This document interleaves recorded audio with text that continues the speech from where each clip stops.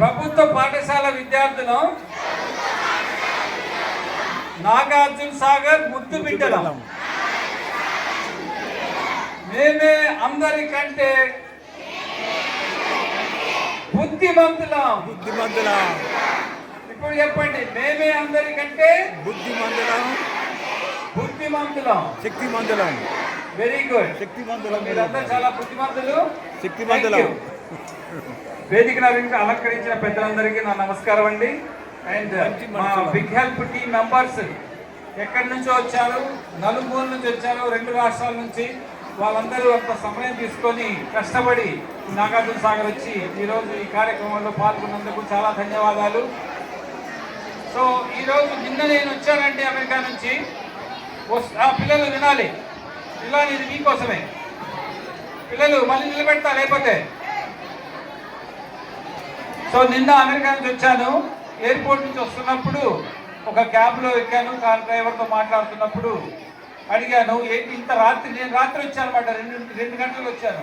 మరి ఇంత రాత్రి ఇక్కడ పనిచేస్తున్నావు, ఏంటి నీ పరిస్థితి ఏంటి అంటే, మరి కష్టపడాలి కదా సార్, ఎంత కష్టపడితే ఎంత వస్తుంది డబ్బులు అని చెప్పారు. ఒక రాత్రి అలా కష్టపడి డ్రైవ్ చేస్తే అతనికి 400 రూపాయలు వస్తాయంట. సో ఎందుకు ఇది కష్టం, పగలు చేయొచ్చు కదా పని అంటే, పగలు పని చేస్తే 400 కూడా రావయ్యా అని చెప్పారు. అంటే ఎందుకు నువ్వు ఈ డ్రైవింగ్ చేయాల్సిన అవసరం ఏమైంది, నువ్వు చదువుకోలేదా అంటే, నేను అప్పుడు స్కూల్లో ఉన్నప్పుడు నాకు చెప్పేవాళ్ళు ఎవరు లేరండి, నేను చదువుకోలేదు, అందుకని నాకు ఈ పరిస్థితి వచ్చింది, ఈ కష్టపడుతున్నాను అని చెప్పారన్నమాట. సో నాకు ఆ పరిస్థితి రాలేదు, ఎందుకంటే నాకు చెప్పేవాళ్ళు ఉన్నారు. మా అమ్మ, నాన్న, అన్నయ్యలు, వదినలు, వీళ్ళందరూ నాకు చెప్పేవాళ్ళు ఉన్నారు. ఓకే, నాకేం చెప్పేవాళ్ళు తెలుసా? ఏం చెప్పేవాళ్ళంటే, temporary gain is permanent pain. మీరు చెప్పండి, temporary gain is permanent pain. Once again, temporary gain is permanent pain. అంటే ఏంటంటే టెంపరరీగా ఆడుకుంటూ, లేకపోతే సమయం వృధా చేస్తూ, లేకపోతే కొంతమంది సిగరెట్లు కూడా తాగుతున్నారంట, కొంతమంది ఇంకా ముందుకు వెళ్ళి మందు కూడా తాగుతున్నారంట, డ్రగ్స్కి అలవాటు పడుతున్నారంట. ఇవన్నీ టెంపరరీ గెయిన్లు. దీనివల్ల పర్మనెంట్ పెయిన్ అంటే ఏంటో తెలుసా? ఇంకా చెప్పాను చూడండి, డ్రైవరు రాత్రి అంతా కష్టపడితే పాపానికి 400 రూపాయలు వస్తాయంట. ఆ పరిస్థితి వస్తే అది పెయిన్. అంటే ఇంకా పర్మనెంట్గా తన లైఫ్ అంతా అలాంటి కష్టాన్ని భరిస్తూనే ఉండాలి, రైట్? అందుకని temporary pain is permanent gain. మళ్ళీ చెప్పండి, temporary pain is permanent pain. అంటే ఏంటో తెలుసా? ఇప్పుడు కష్టపడితే, కొద్దిగా కష్టపడితే టెంపరరీగా, పర్మనెంట్గా సుఖంగా ఉండొచ్చు. అర్థమైందా? ఇంకోసారి చెప్పండి, temporary pain is permanent gain. అర్థమైందా దీంట్లో అర్థం? ఇప్పుడు కష్టపడి చదివితే మీరు తర్వాత లైఫ్లో హ్యాపీగా ఉండొచ్చు. ఇది నాకు ఎలా తెలిసిందో తెలుసా? మా తాతగారు ఈ ప్రాజెక్టు, నాగార్జున సాగర్ ప్రాజెక్టు కట్టేటప్పుడు మా అమ్మ నాన్నతో పాటు ఇక్కడికి వచ్చారు. వచ్చి ఒక తోటని, రాళ్ళు రప్పలు అన్ని తీసి కష్టపడి ఒక తోటని వాళ్ళు పెంచారు. ఆ తోటలో జామకాయలు, జామ చెట్లు, మామిడి చెట్లు, బొప్పాయి చెట్లు, ఇలాంటి చెట్లు, పండ్ల చెట్లను వేశారు. సో అవి వేసేటప్పుడు మా తాతగారు ఆలోచించలేదు, ఇది నేను తినలేదు కదా ఈ పండ్లు, నేను ఎందుకు వేయాలి ఈ తోట అని ఆలోచించలేదు. మా తాతగారు తోట వేసిన తర్వాత ఆయన కొన్ని సంవత్సరాలకి చనిపోయారు. కానీ ఆ ఫలాలు మేము తిన్నాము. అంటే మా తాతగారు అంత కష్టపడి చేసిన ఈ తోట వేసినందువల్ల ఫలితము మాకు పర్మనెంట్గా వచ్చిందనమాట. అదేవిధంగా మా తాతగారు చేసిన ఆ తోటని మా నాన్నగారు, అమ్మగారు ఎంతో జాగ్రత్తగా ఇంకా ముందుకు తీసుకెళ్ళి మమ్మల్ని అందరినీ చాలా మంచిగా చదివించడం జరిగింది. మా అన్నలని, అక్కాయలని, చెల్లెళ్ళని అందరినీ చేయడం జరిగింది. మంచిగా చదవడం, మంచిగా చూసుకోవడం జరిగింది. అదేవిధంగా మా నాన్నగారు, మా అమ్మగారు చాలా కష్టపడ్డారు. అదేవిధంగా దాని తర్వాత మా అన్నయ్య, మా పెద్దన్నయ్య, ఎవరి పేరు మీద అయితే ఈ ఆడిటోరియం కట్టామో, ఖాదర్ బాషా గారు, తను ఇంకా కష్టపడి మమ్మల్ని అందరినీ ఇంకా ముందుకు తీసుకెళ్లారు. అంటే మమ్మల్ని చదవమని ప్రోత్సహించారు. తను ఎక్కువ చదవకపోయినా సరే తను మమ్మల్ని చదవమని ప్రోత్సహించి మమ్మల్ని ముందుకు వెళ్ళమని చెప్పేసి ప్రోత్సహించారు. సో 25 సంవత్సరాలైంది మా అన్నయ్య మమ్మల్ని వదిలేసి. అంటే మా అన్నయ్య చనిపోయి 1999లో నేను అమెరికా వెళ్ళిన తర్వాత 1 ఇయర్ తర్వాత ఒక యాక్సిడెంట్లో ప్రమాదంతో చనిపోయారు.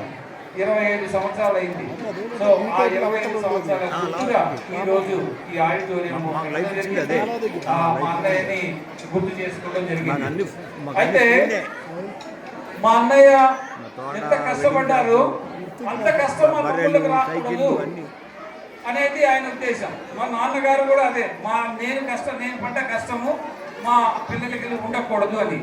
ఇందాక మీటింగ్లో నాకు బిగ్ హెల్త్ క్యాంపస్ అడిగారు. సో ఏం సార్ మీరు చాలా కష్టపడి ఉంటారు, అందుకని ఈ పిల్లల్ని చదివిస్తున్నారు అన్నారు. దానికి నా సమాధానం ఏంటంటే, నేను కష్టపడలేదండి. నాకు కష్టపడాల్సిన అవసరం రాలేదు. ఎందుకంటే ఫైనాన్షియల్గా నాకు ఏమి ఇబ్బంది రాలేదు. ఎందుకంటే ఆ కష్టము మా పేరెంట్స్, మా తాతయ్య గారు, మా నాన్నగారు, అమ్మగారు, మా అన్నయ్య గారు వీళ్ళు కష్టపడి మాకు కష్టం లేకుండా చేశారు. ఆ తర్వాత మా వదినలు నన్ను ముద్దు బిడ్డగా చూసుకున్నారు. నన్ను ముద్దు బిడ్డగా వాళ్ళ పిల్లల్లాగా చూసుకున్నారు. అందుకని వాళ్ళ గారాబంలో నేను పెరిగాను.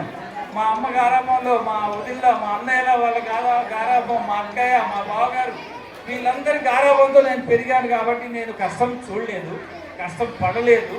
ఓన్లీ నేను చేసింది ఏంటంటే మంచిగా చదువుకున్నాను.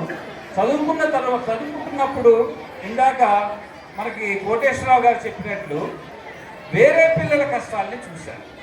అంటే నాతోటి విద్యార్థులు, నాతోటి స్నేహితులు వాళ్ళ కష్టం చూసి ఏమనుకున్నాను తెలుసా? అరే, నాకు అమ్మ నాన్న ఉన్నారు, నాకు అన్నయ్య ఉన్నారు, బట్ వీళ్ళకి లేరు. వీళ్ళ పరిస్థితి ఏంటి? అరే, వీళ్ళకి అన్నయ్య ఉంటే బాగుండు, వీళ్ళకి అమ్మ నాన్న ఉంటే బాగుండు, లేరు. సో నేనే అన్నయ్యగా ఉండగలను కదా. ఒక రోజులో అవకాశం వస్తే నేనే వాళ్ళకి అన్నయ్యగా ఉండాలి అనే ఉద్దేశంతో ఈ బిగ్ హెల్ప్ సంస్థని 2002లో స్థాపించడం జరిగింది.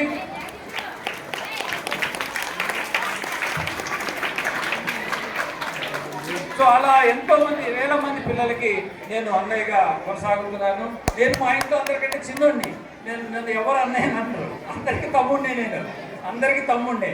కానీ బిగ్ హెల్ప్ సంస్థలో పిల్లలందరికీ నేను అన్నయ్య అయ్యాను. సో ఈ కార్యక్రమాన్ని ఇంత దిగ్విజయంగా చేసిన ఈ పాఠశాల టీచర్లందరికీ, ప్రధానోపాధ్యాయ గారు, ఎస్పెషల్లీ కోటేశ్వర గారు ఇంత కష్టపడి చేశారు. అంటే భాస్కర్ బాబు గారు మీరు చేశారు, సహాయం చేశారు. చాలా ధన్యవాదాలండి. మా టీం అందరికీ, అన్ని నలుమూల నుంచి వచ్చిన మా team, big help team members అందరికీ చాలా ధన్యవాదాలు. పిల్లలు మీరు బుద్ధిమంతులు, మీరు చెప్పినట్లు నాగార్జున సాగర్ ముద్దు బిడ్డలు. మీరు ఇక్కడ చదువుకున్న వాళ్ళు ఎంతో ఉన్నత స్థాయిలో ఉన్నారు. రేపు ఇదే స్టేజ్ మీద మీరు కూడా వచ్చి మీ యొక్క స్టోరీ చెప్పాలి. సో అన్ని నేను ఆశిస్తున్నాను. ఓకే, మంచిగా చదువుకోండి అమ్మా. మంచిగా చదువుకుంటే అన్ని అవకాశాలు మీకు వస్తాయి. ఈ రోజుల్లో అమ్మాయిలు బాగా చదువుతున్నారు, అబ్బాయిలు గురించి వెనకబడిపోతున్నారు. వాళ్ళని చూసి నేర్చుకోండి. ఎంత బుద్ధి కూర్చున్నారు చూడండి. అబ్బాయిలు మీరు కూడా అమ్మాయిలు చూసి నేర్చుకోండి. ఒకప్పుడు అబ్బాయిలు చూసి అమ్మాయిలు నేర్చుకునేవారు, ఇప్పుడు అది కాదు. అమ్మాయిలు చూసి అబ్బాయిలు నేర్చుకోవాలి, మంచిగా చదువుకోవాలి, వాళ్ళకి పోటీ ఇవ్వాలి. ఎన్ఎంఎంఎస్లో ఈ సంవత్సరము మనం 40 మంది ఈ స్కూల్ నుంచి పోటీ పడుతున్నారు. సో ఈ 40 మందిలో ఎక్కువ మంది సెలెక్ట్ కావాలని చెప్పి నేను ఆశిస్తున్నాను. మీ అందరికీ ఒక స్పెషల్ గిఫ్ట్ ఉంటుంది. ఎన్ఎంఎంఎస్లో కావాల్సిన సదుపాయాలను మేము కల్పిస్తున్నాము. అదనపు టీచర్లు కూడా కల్పిస్తున్నాము. మీరు కష్టపడి చదివి 8th క్లాస్ వాళ్ళందరూ ఎన్ఎంఎంఎస్లో కావాలని చెప్పి ఉత్తీర్ణ అవ్వాలని చెప్పేసి నేను కోరుకుంటున్నాను. ఓకే పిల్లలు, ఇంకా సమయం వృధా చేయను. So thank you all. Okay enjoy చేద్దాం ప్రోగ్రామ్.